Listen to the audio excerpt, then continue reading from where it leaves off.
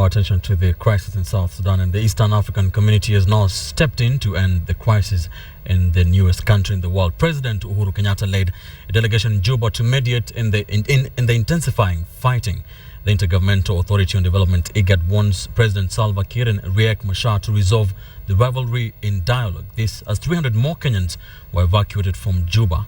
Ashamwilo reports. This was the most difficult Christmas for these families, but today, relief. The last 11 days have been nothing short of torture. Their loved ones caught up in intense violence that erupted in South Sudan over a week ago. 31-year-old Emily Wasike returns home with injuries. She lost all her belongings, her documents, and the money she had saved, but she still counts herself lucky. Mimi nilishuhudiwa, lakini wasichana wenzangu walirepiwa wote. Alafu kuna wanaume wawili Maelitria walishuhudiwa.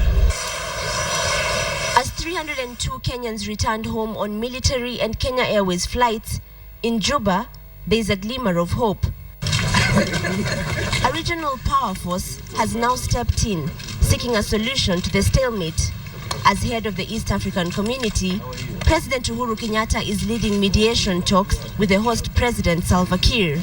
Alongside Ethiopia's Prime Minister Haile Mariam Desalegn, Uhuru wants President Kiir to dialogue with his ex-deputy Riek Machar for a solution to the crisis.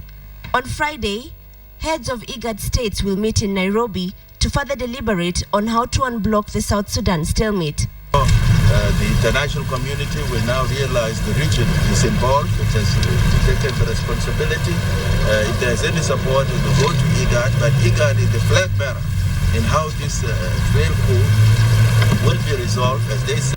Riek Machar, who was dismissed as vice president in July, is said to be leading a group of rebels that took over two key states, Jonglei and Unity. The fighting that started in Juba has spread to 4 other states. The cities of Bor and Bentiu were badly hit.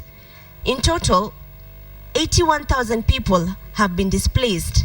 More than 1,000 Kenyans are reportedly still stranded in some of the worst affected areas. Huko ndio kubaya zaidi, especially kwa foreigners.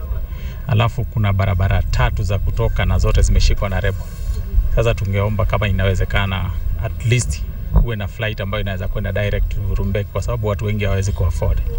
Foreigners continue to exit the crisis-hit nation, but for the nationals of the youngest state in the world, including these 3 born on Christmas Day in one of the UN camps, have no other choice but to wait it out, hoping that the mediation brings a solution soon. Ashamwilo, KTN Prime. President just jetted back into the country a few minutes ago in South Sudan.